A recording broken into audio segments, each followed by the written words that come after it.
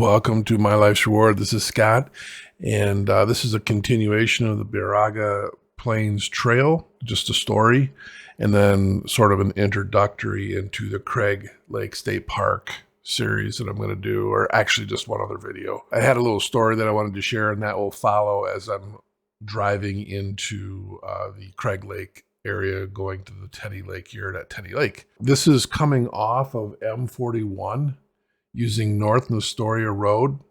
And that road going to the Teddy Lake Yurt is 3.83 miles versus coming in from the other way, which is 7.5 miles.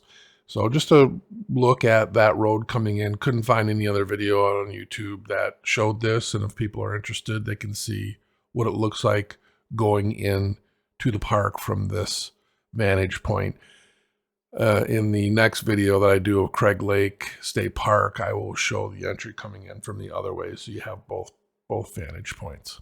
So with that, check out my story, my little adventure. Thank you for stopping by the channel and checking this video out. This is a ride into Teddy Lake Yurt at Teddy Lake State Park in the UP of Michigan. This is the shorter route in. I came up on Wednesday night. Did some riding. I just got done doing some riding on the Baraga Trail. Now I'm just coming back. I am trailering my quad. And as we're going in here, it's right around 3 miles, thereabouts. I got a story to tell you. I might have to redo this story if it doesn't turn out on the audio. So I did the Baraga Plains Trail earlier today. I started like at 9:30, 10 o'clock. And I did the South Loop first, and that was 7 miles, just a smidgen over 7 miles. And then I did the North Loop, and that turned out to be about 21 miles. And everything's fine. Now I came in from one direction into the trailhead. When I got all loaded up, my GPS told me to continue to go, like, turn right, and I came in from the other way, but it looked like it was shorter. It looked like it was shorter to take this part, so I did. And the road looks fine, and it was fine, and then it got, a little narrower and kind of sort of into a 2-track, but the 2-track was a lot like this that you're looking at right here, which I'm perfectly fine with, pulling the trailer. But then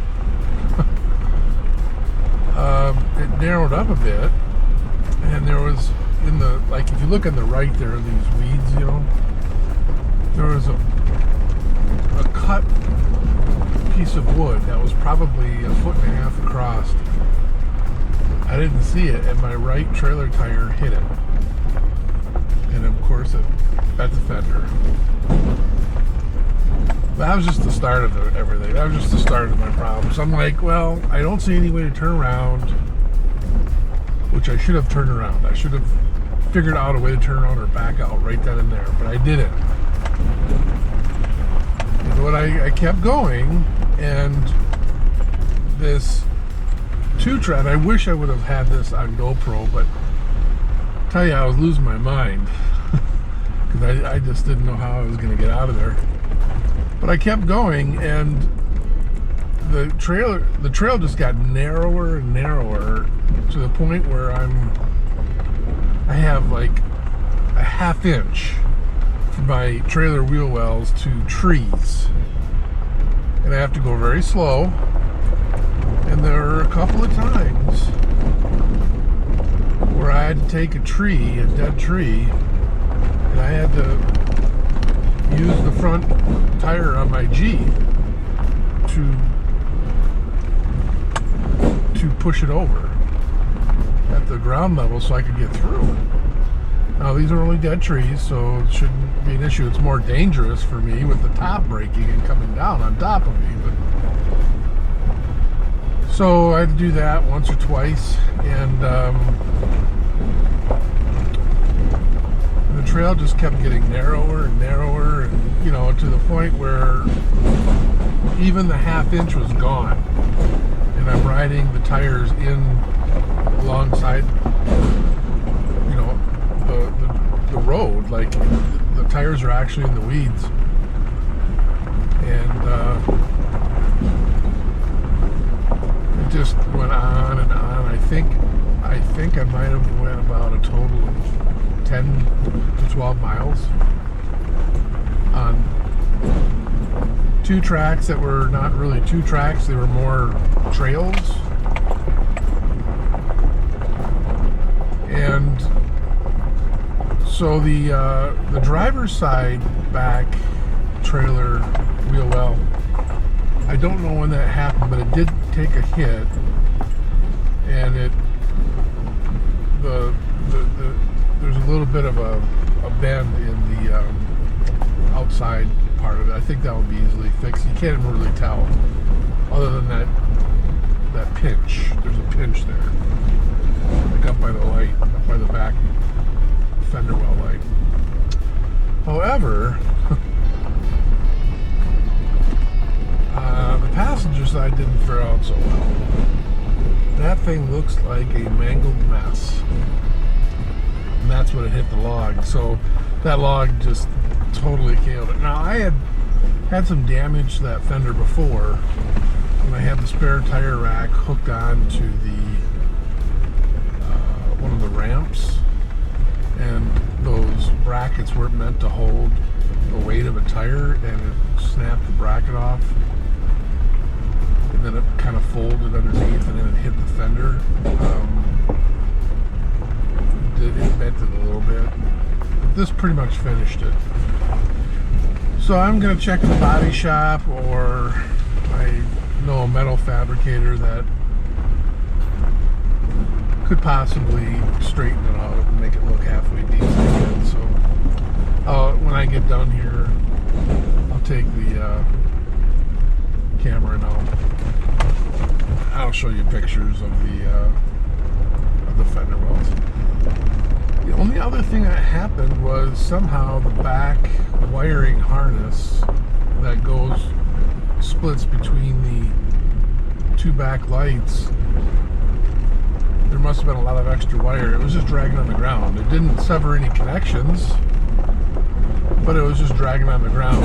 And so I tucked it back up in the tube, and I think that'll be fine.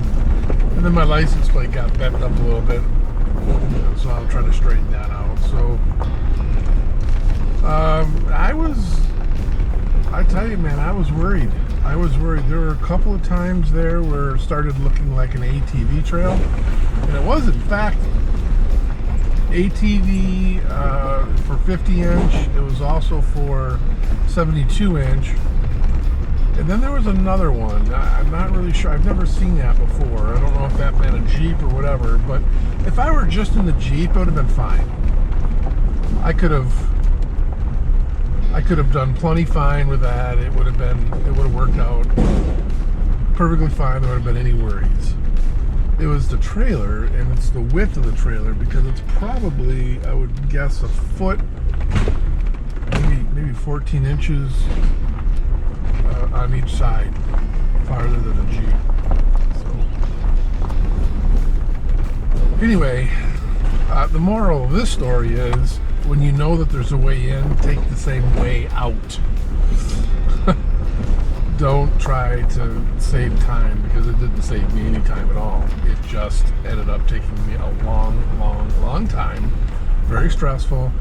I wish I would have had the GoPro camera going like I do right now, because you could have seen it all. It was crazy.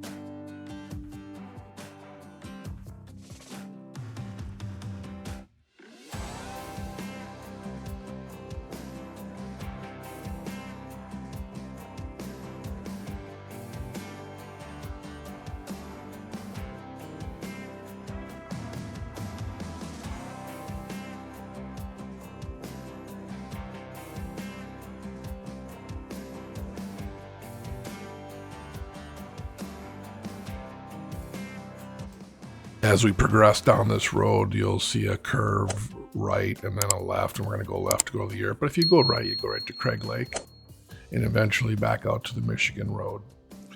So this is going to be the first of 2 videos for Craig Lake, and next week I'll finish off Craig Lake. And be sure to come back and check that one out. And I do want to thank you for stopping by the channel and checking this video out. And until next week, take care.